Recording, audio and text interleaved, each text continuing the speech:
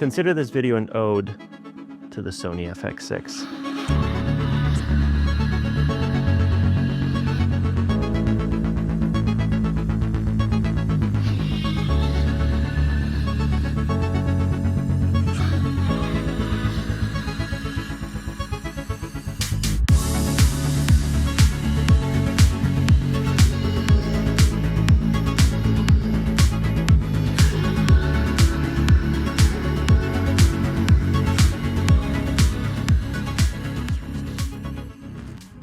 Hey everyone, my name is Julien. I'm a traveling DP and director, mostly working in the doc space, but over the years I've done plenty of commercial and corporate work. You name it, I've probably shot it. And today I just wanted to give a little appreciation to the Sony FX6 after well over 5 years of use. These cameras have been the center of my kit for the last 5 years, and they've really done everything from me. A ton of documentaries, both domestically and internationally, tons of travel, different weather conditions, countless corporate videos, and even some commercials. And actually, we just wrapped a 21-day feature documentary on the FX6s that's going to be in theaters next year. So as most of us know, this has been one of the most popular cameras in the doc space over the last 5 years, and there's really no slowing up of the momentum, right? Like, we're still working with these cameras every day. 5 years ago, when I got the cameras and I started putting them on jobs, I really remember them just clicking into place. The full frame autofocus, the newest generation of Sony color science, all of these things made my life easier and just consistently better. Before the A7S III, before the FX6, before the FX9, the Sony FS7, the C300 Mark III, the dynamic range of those cameras and sort of the color science of those cameras were very much a lesser tiered than the Arri Alexa and even the Red Dragon back then. And so there was this bigger gap between the higher end cameras like the Arri and the Red and the Sony and the Canon. And when the A7S III came out, the FX6 and FX9, these newer generation of Sony cameras, separation shrunk big time.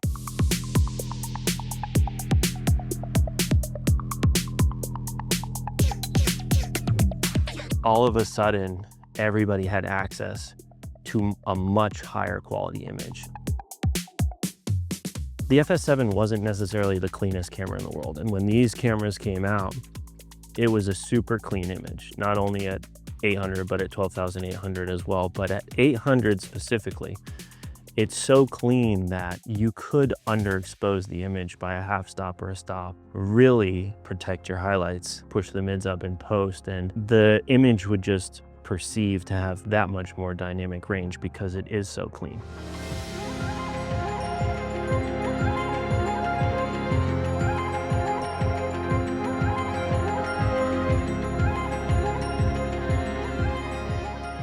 I don't see something that's about to come out that will revolutionize the image quality that these can provide.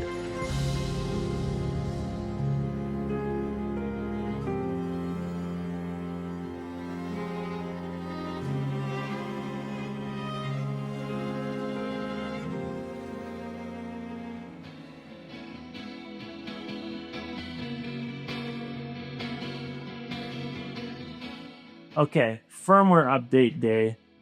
After however many years the camera's been out, we're still getting firmware updates. We're not only getting firmware updates, but this version 6 update is definitely by far the biggest and the best update we've ever gotten. And it gives us a handful of brand new features that everybody, including myself, are just so pumped on. So starting with the Big 6 menu. The Big 6 menu comes from the Burano and the Venice. I really think it shines when you use the viewfinder as a secondary monitor, and an AC can adjust things like frames per second, EI, shutter, ND, the look, and the white balance, among other things, very quickly. The next thing I like most about this new menu system is the new viewfinder display.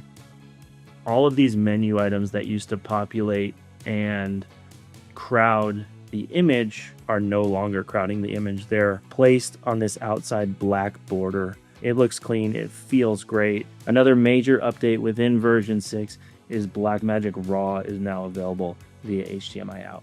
The last thing I'll mention is a pleasant surprise to everybody, but now the ND reads as a more traditional 0.6, 0.9, 1.2, 1.5, etc. format. And I don't think any of us knew that was even coming, but again, I think everybody is so happy about that. That pretty much wraps it up. I just wanted to show some love to the Sony FX6 after all these years. Share your story with the FX6 in the comments below, and I'll see you in the next one.